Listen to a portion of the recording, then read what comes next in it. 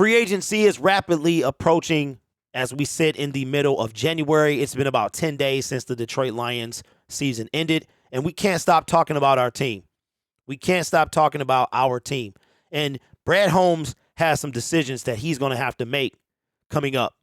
And we're going to have more money than he had in year 1 and 2, and we're going to have the ability to make some decent moves.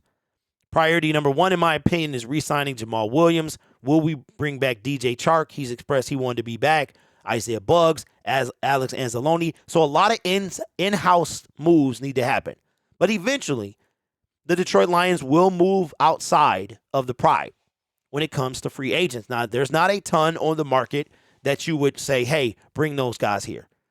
You got your Saquon Barkleys. You have your Josh Jacobs. You got some guys that I don't want to touch with a 10-foot pole like Marcus Peters. No, I will pass on that.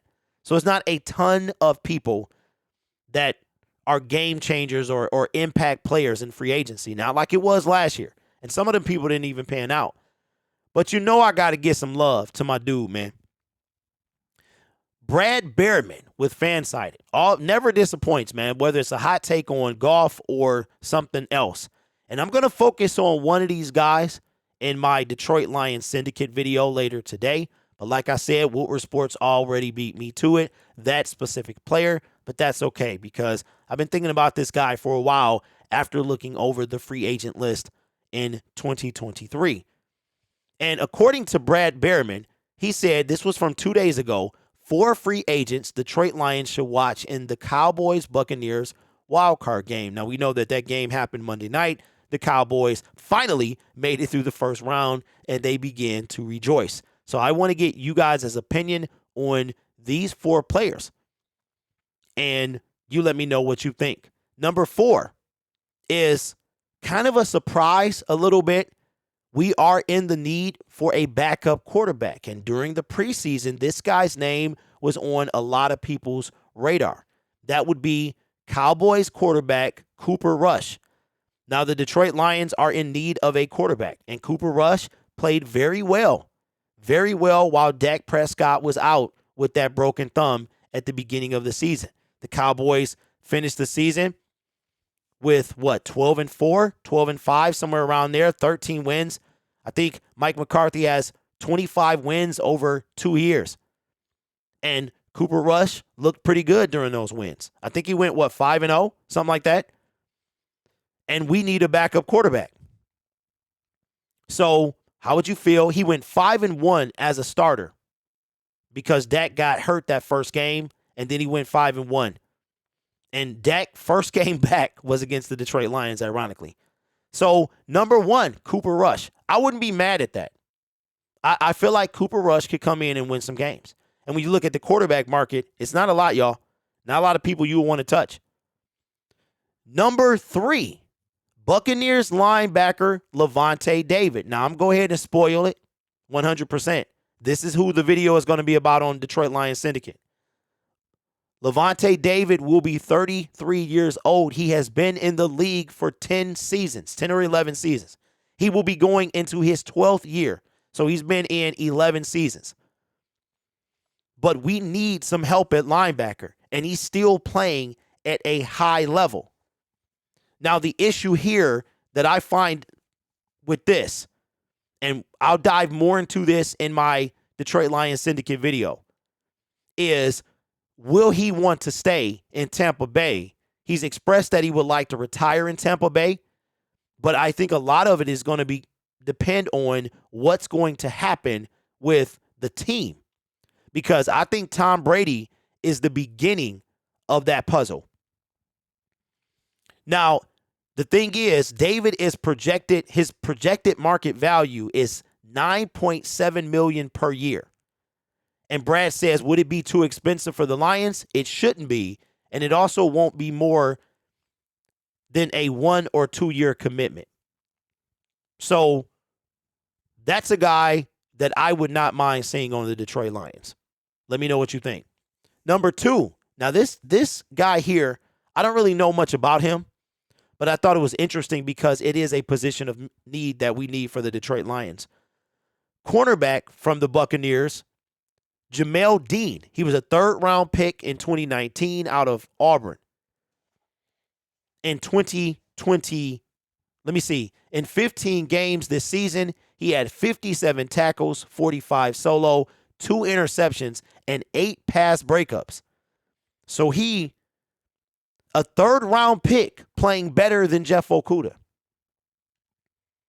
who was drafted the year before Jeff Okudah. Says Dean comes in at number 6 in Pro Football Focus early top 50 rankings of 2023 free agents. PFF noted a 3-year, $44.5 million deal Buccaneers cornerback Carlton Davis got last year as a possible benchmark for Dean this season.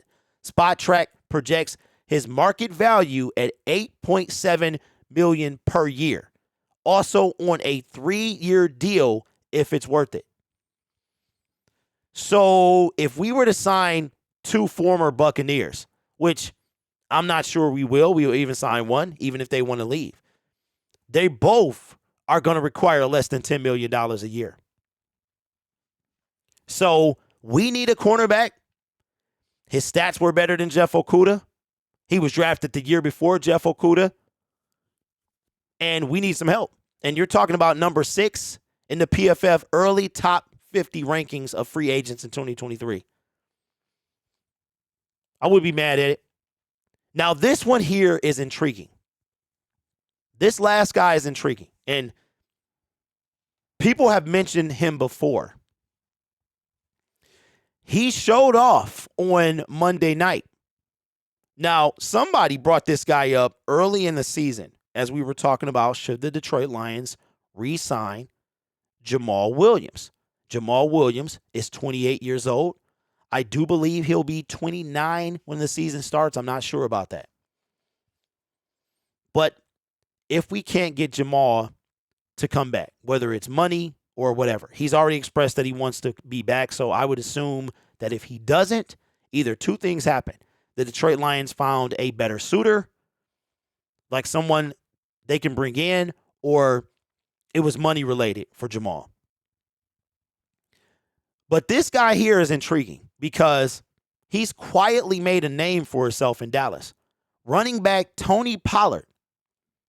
And he was showing out. He had more rushing yards than Ezekiel Elliott, who I do not believe is the feature back in Dallas anymore. Now, obviously, Tony Pollard would have to, I could see him wanting to go back to Dallas right away, right? But Tony Pollard, he topped 1,000 yards rushing. Ironically, he had 1,007. Jamal Williams had 1,066. He averaged 5.2 yards per carry, had 9 touchdowns on 193 carries. So he did it with less carries than Jamal. I think Jamal had way more carries than that.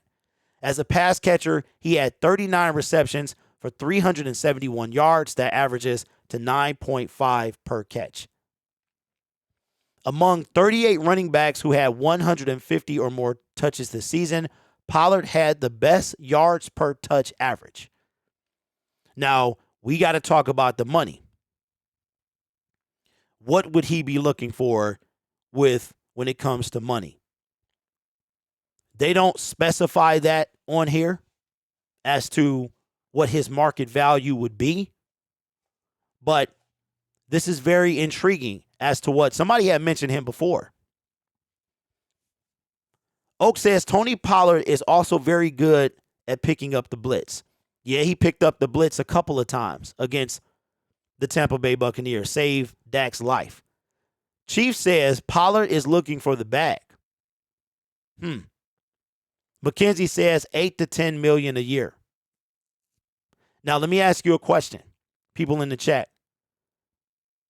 If you had to choose between $8 to $10 million for Jamal or Pollard, which one are you taking?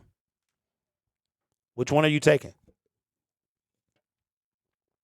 While y'all answer that question, other free agents the Detroit Lions to watch for in the Cowboys-Buccaneers wildcard game, Dalton Schultz, Leighton Vander Esch, Anthony Brown, cornerback, and Buccaneers cornerback Sean Murphy-Bunting.